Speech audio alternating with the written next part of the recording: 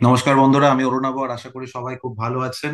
যে ভিডিওটা বানাচ্ছি সেটা কিন্তু অবশ্যই আজকের দিনে, যেহেতু এটা স্পেশাল ডে, বাজেট ডে, সেই বাজেট নিয়ে কিন্তু থাকবে এবং কুইকলি আমরা একটু পয়েন্ট ওয়াইজ বোঝার চেষ্টা করব যে কি কি আলোচনা থাকলো। কারণ ইটসেলফ বাজেট কিন্তু বেশ কমপ্লিকেটেড ওয়েতে সেটাকে যখন বলা হয়, আমরা সহজ বাংলায় একটু বুঝে নেওয়ার চেষ্টা করব যে কি কি মেজর জায়গাগুলো আজকে আলোচনা করা হলো।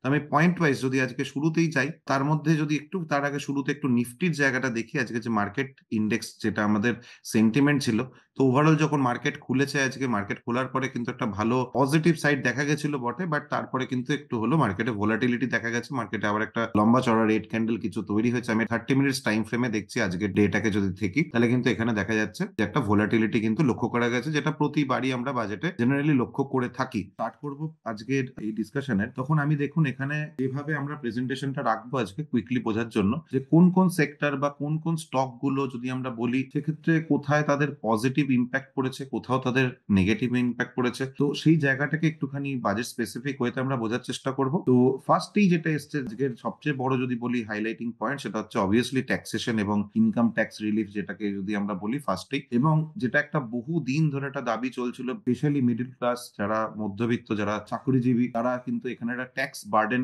ভীষণভাবে তাদের উপর সেখানে কিন্তু চেপে বসছিল। সেই জায়গা থেকে কিছুটা হলেও আজকে বলা যেতে পারে যে স্ট্যান্ডার্ড যে টেবিলটা আজকে আমি দেখতে পাচ্ছি, সেখানে দেখা যাচ্ছে যে মোটামুটি স্ট্যান্ডার্ড ডিডাকশন বা বাকি সমস্ত কিছু অ্যাড করার পর যখন আমি দেখতে পাচ্ছি ট্যাক্স আফটার রিবেট বেনিফিট মোটামুটি চলে যাচ্ছে 12 লাখ টাকা অব্দি। কারোর যদি বার্ষিক ইনকাম থাকে, তাহলে সেই ক্ষেত্রে জায়গাটা চলে যাচ্ছে জিরো, তাকে ট্যাক্স পে করতে হবে। সেইভাবে জিনিসটাকে সাজানো হয়েছে। এখানে স্ট্যান্ডার্ড ডিডাকশন বেড়ে যদি আমার 12.75 লাখ অব্দি মোটামুটি ট্যাক্স ফ্রি। ঠিক আছে, তো এই জায়গাটা একটা বড় কিন্তু এফেক্ট আজকে অবভিয়াসলি একটা বলতে পারি যে পজিটিভ ভাইব যারা মিডল ক্লাস তাদের মধ্যে এসছে।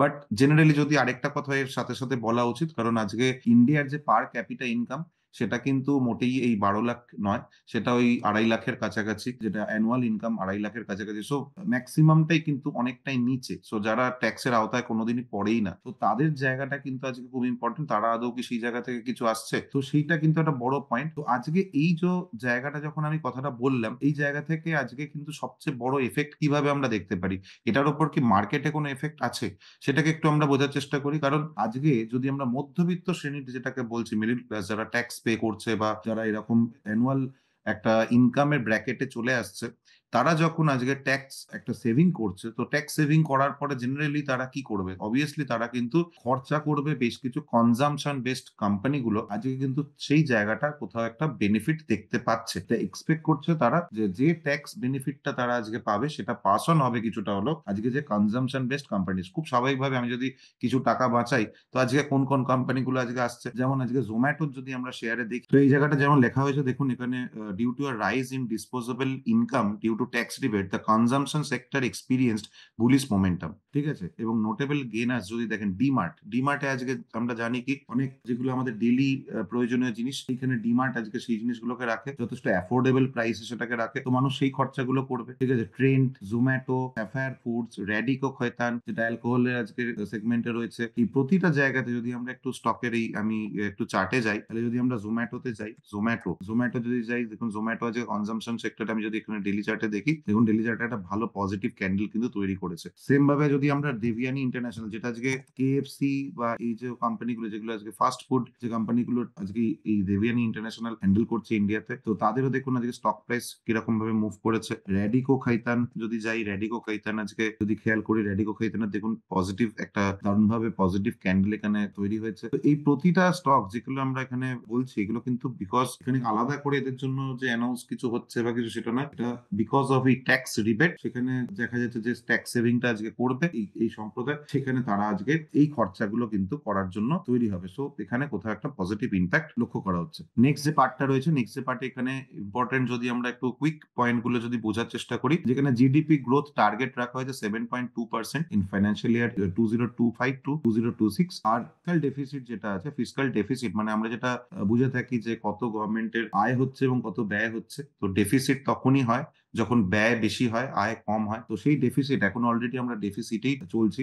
তো সেই ডেফিসিটটাকে আরো কমানোর জন্য সেটাকে টার্গেট করা হয়েছে, targeted to reduce 5.1% of GDP. ঠিক আছে, তো এই জায়গাটা এখানে এখন প্ল্যান করা হচ্ছে, টার্গেট নেওয়া হচ্ছে। এবং ক্যাপিটাল এক্সপেন্ডিচার যেটা এখানে বাড়ানো হয়েছে, capital expenditure increase by 11.1 lakh crore, যেটা কিন্তু আজকে বাড়ানো হয়েছে এবং focusing on infrastructure and defence. But এই জায়গাতে একটা প্রবলেম যেটা হয়েছে যে আজকে কোথাও গিয়ে এর ওপর যে এক্সপেকটেশন সেটা আরো বেশি ছিল। ক্যাপিটাল এক্সপেন্ডিচার গভর্নমেন্টের যে অ্যামাউন্টটা সেটা 11.1 লাখ, সেটা বাড়ানো হয়েছে ঠিকই আগের থেকে, বাট সেটার থেকেও বেশি এক্সপেকটেশন ছিল। তো সেই জায়গা থেকে কিন্তু কোথাও দেখা যাচ্ছে আলাদা করে, এবং এখানে আরেকটা পয়েন্ট খুব ইম্পর্টেন্ট, যে আলাদা করে কোন রকম ভাবে এই যে no major updates were observed in defence sector. ঠিক আছে, ডিফেন্স সেক্টরে যে কারণে একটা এক্সপেকটেশন তৈরি হয়, দেখুন কি হয়, বাজেটের আগে কিন্তু একটা এক্সপেকটেশন তৈরি হয়েছে এই সেক্টর গুলোতে কোনো নতুন অ্যানাউন্সমেন্ট আসবে, তো যার ফলে কিন্তু স্টক গুলো আরো রান করতে পারে। তো যখনই দেখা যাচ্ছে স্পেশাল আলাদা করে কোনো অ্যানাউন্সমেন্ট আসেনি, তো তখন কি হয়ে যায়, সেখান থেকে কিন্তু একটা দেখা যায় যে সেলিং শুরু হয়েছে বা একটা রেড ক্যান্ডেল দেখা যাচ্ছে। তো সেই ক্ষেত্রে যদি আমরা হ্যাল, ফারাজ ডিফেন্স, ঠিক আছে, যদি এই স্টক গুলো একটু কুইকলি দেখি যারা মেনলি এই সেক্টরে রয়েছে, ঠিক আছে, দেখুন এখানে আমি যদি আজকের চার্টে দেখি, আজকে ডেইলি চার্টে দেখুন একটা বড় সড়ো রেড ক্যান্ডেল কিন্তু তৈরি করেছে। ঠিক আছে, ফারাজ ডিফেন্স যদি আমি দেখি, ফারাজ ডিফেন্স যদি দেখি, দেখুন এখানে ফারাজ ডিফেন্স আমি একটা জাস্ট ইয়েটা দেখাচ্ছি, দেখুন আজকে একটা বড় সড়ো রেড ক্যান্ডেল তৈরি, তার মানে কোথাও গিয়ে এটা বোঝা যাচ্ছে যে এই সেক্টর গুলোতে কিন্তু একটা আলাদা করে যে এক্সপেকটেশন সেটা মিট করেনি। সিমিলারলি যদি আমরা দেখি, no significant announcement were made for the railway sector, resulting a negative impact on stocks like IRFC, Ircon, RVNL, IRCTC. Similarly এখানেও কিন্তু রেলওয়ে সেক্টরের উপর এক্সপেক্ট করা হয়েছিল যে কোনো ভালো কিছু আবার হয়তো আপডেট আসতে পারে, সেই জন্য কিছুটা যখন মুভমেন্ট আগে থেকে হচ্ছিল, বাট সেখানে যখন দেখা গেছে যে না, সেরকম আলাদা করে কোনো অ্যানাউন্সমেন্ট হয়নি, সিগনিফিকেন্ট কোনো অ্যানাউন্সমেন্ট হয়নি। আইআরএফসি, ইরকন, এই যে স্টক গুলো রয়েছে সেগুলো যদি আমরা কুইকলি দেখি, সেগুলোতেও কিন্তু দেখা গেছে একটা ওভারঅল নেগেটিভ ইম্প্যাক্ট পড়েছে। ঠিক আছে, এগুলো যদি আপনারা বাকি কোম্পানিগুলোকে সার্চ করেন, তো সিমিলারলি সেটাকে আপনারা দেখতে পারবেন। আর তার সাথে সাথে আরো দুটো পয়েন্ট এখানে করেছে, tax threshold on interest for senior citizen increase to 1 lakh, আর যেটা আছে টিডিএস অন রেন্ট, যেটা ট্যাক্স ডিডাক্টেড এর সোর্স যেটা থাকে, TDS on rent increase to 6 lakh from 2.4 lakh. ঠিক আছে, তো এই দুটো মেজর পয়েন্ট এক্ষেত্রে আমি এই স্লাইডে এখানে আমরা আলোচনা করে নিলাম। নেক্সট যে পার্ট, যেটা জেনারেলি আমাদের ইন্ডিয়ার মতো কান্ট্রিতে সবচেয়ে ইম্পর্টেন্ট বলতে পারি, সেটা হচ্ছে এগ্রিকালচার এবং রুরাল ইকোনমি। এই পার্টেও এবারে এই পার্ট নিয়ে আলোচনা হয়েছে। যেমন এখানে যদি দেখি, প্রাইম মিনিস্টার ধনধান্য কৃষি যোজনা, যেটা focus on 100 agri districts benefiting 1.7 crore farmers, আর Kisan credit card loans enhanced limit of 5 lakh for 7.7 crore farmers, fisherman and dairy farmers. তো এটা একটা ডেফিনেটলি আমাদের দেশে এই জিনিসটা কিন্তু খুব বড় একটা মুভ। আজকে কিষান ক্রেডিট কার্ড মানে কোথাও এই জিনিসটা একটু নতুন কনসেপ্টে করা হচ্ছে, যাতে আজকে এগ্রিকালচার যে সমস্ত যারা ডাইরেক্টলি ইনভলভ, তারা যাতে আরো মোটিভেটেড হয় এবং তারা যাতে সেটাতে করতে পারে। তো সেই জন্য এখানে তাদের যে লিমিট সেটাকে বাড়ানো হয়েছে 5 lakhs এ। ঠিক আছে, তো এই যে ফ্যাক্টর গুলো রয়েছে এখানে দেখুন, makhana board in Bihar to promote value addition and FPOs. ঠিক আছে, তো এখানে হাই ইল্ডিং সিডস, ঠিক আছে, 6 year পালসেস, তুর, উড়াদ, যেটা আমাদের ডাল বিভিন্ন রকমের হয়, সেগুলোকে আজকে জোর দেওয়া হয়েছে। তো এর ফলে যে ধরুন আজকে কাবেরি সিডস এর মতো কোম্পানি যদি দেখি, তারা আজকে যেহেতু এই রিলেটেড এতে কাজ করছে, তো কাবেরি সিডস যদি আজকে দেখি, সেখানে কিন্তু একটা পজিটিভ ইম্প্যাক্ট পড়েছে। ঠিক আছে, কাবেরি সিডস এ কিন্তু একটা পজিটিভ, মোটামুটি দেখুন অনেকখানি স্পাইক নিয়েছিল, ভোলাটিলিটি ছিল, তো সেই জায়গা থেকে একটা পজিটিভ ইম্প্যাক্ট ওভারঅল দেখা গেছে, ক্লোজিং পজিটিভে করেছে। তো সেই জায়গাটা আমাদেরকে রয়েছে। ওকে, নেক্সট যদি আমরা আরেকটা আলোচনা করি, হেলথ কেয়ার এবং ফার্মাসিউটিক্যালস এর ক্ষেত্রে মেডিকেল এডুকেশন এক্সপ্যানশন, যে ক্ষেত্রে বলা হচ্ছে 10,000 নিউ সিটস এবং 75,000 ইন 5 ইয়ার্স। কাস্টমস ডিউটি যেটা রয়েছে, এক্সেমশনস করা হয়েছে 36 life saving drugs, and customs duty 5% for on critical medicines. এটা একটা খুব বড় জায়গা, অনেক ক্ষেত্রে এই কাস্টমস ডিউটির জন্য যেহেতু অনেক ইম্পর্টেন্ট লাইফ সেভিং ড্রাগ বেড়ে যায় প্রাইস, সেগুলোকে কমানো করা হয়েছে। আর ক্যান্সার কেয়ারের জন্য এখানে দেখুন, day care centres, all district hospitals এবং 200 new cancer centres to set up by FY 25-26। এবং এই যে কোম্পানি ধরুন আছে ওখাট ফার্মা, এখন আমি লাস্ট যেহেতু একটু আলোচনা করেছিলাম যে এই কোম্পানি যেটা রয়েছে, মানে এখন এই মোমেন্টে যেহেতু ওরা ক্যান্সার রিলেটেড ড্রাগ নিয়ে ডিল করছে, তো সেই কোম্পানিতে কিন্তু আজকে দেখতে পাচ্ছি, দেখুন এখানে যদি যাই, প্রায় 10% পজিটিভে ক্লোজ করেছে। তো আমি এখানে যদি একটু চার্টে দেখি, এখানে কিন্তু ওখাট ফার্মা যদি আমি চার্টে যাই, দেখুন এখানে মোটামুটি এই স্টকটা কিন্তু একটা ভালো মুভ দিয়েছে। ঠিক আছে, এই জায়গা থেকে কোথাও একটা দেখুন এখানে 10% মুভ দিয়েছে। ঠিক আছে, তো এই জায়গাটা তৈরি হয়েছে, এটা আজকে পজিটিভলি এটা কিন্তু বলতে পারি, যেহেতু এই সেগমেন্টে এটা কাজ করছে, তো সেই ক্ষেত্রে এটা একটা ভালো কোথাও গিয়ে সেন্টিমেন্ট তৈরি হয়েছে। নেক্সট সেক্টর যেটা নিয়ে বলবো সেটা হচ্ছে এমএসএমই এন্ড ম্যানুফ্যাকচারিং। তো এই ক্ষেত্রে আজকে পিএলআই স্কিমের মধ্যে এখানে যেহেতু বলা হয়েছে footwear and leather 4 lakh crore turnover target, 22 lakh jobs. তো অবভিয়াসলি আজকে যত আমাদের যে ফুটওয়্যার কোম্পানিজ রয়েছে, বাটা বা আজকে ক্যাম্পাস, ঠিক আছে, রিল্যাক্সো, এই টাইপের যে কোম্পানি যারা রয়েছে, যারা ডিল করছে, তাদের কিন্তু কোথাও একটা পজিটিভ ইম্প্যাক্ট পড়েছে। ঠিক আছে, টয়েজ যারা কোম্পানিতে ইন্ডিয়া মেড ইন ইন্ডিয়া যে টয়েজ যে খেলনা বানাচ্ছে, তো সেই সমস্ত কোম্পানি, যদিও এই টাইপের কোম্পানি যে লিস্টেড প্রচুর আছে সেটা নয়, বাট আগে এটা মেনলি চায়না থেকে ইম্পোর্ট হতো, এখন ইন্ডিয়াতে মেড ইন ইন্ডিয়া এটাকে প্রমোট করা হচ্ছে যাতে আমাদের দেশেই সেটা বানানো হয়। তো সেই ক্ষেত্রে আজকে একটা ওকে প্লে ইন্ডিয়া বলে একটা কোম্পানি যেটা বিএসসি তে লিস্টেড, তো এরকম খুবই কম কোম্পানি আছে, বাট তারাও আজকে পজিটিভ ইম্প্যাক্ট পেয়েছে। আমি জাস্ট এখানে যদি বাটা ইন্ডিয়াটা কুইকলি দেখি, বাটা ইন্ডিয়ার চার্টটাতে যদি চলে যাই, তাহলে দেখুন এখানে আমরা দেখতে পাচ্ছি একটা ভালো মুভমেন্ট কিন্তু এসছে। সিমিলারলি ক্যাম্পাস যদি দেখি, ক্যাম্পাস অ্যাক্টিভওয়্যার, দেখুন ক্যাম্পাসেও কিন্তু একটা পজিটিভ মুভমেন্ট এসছে।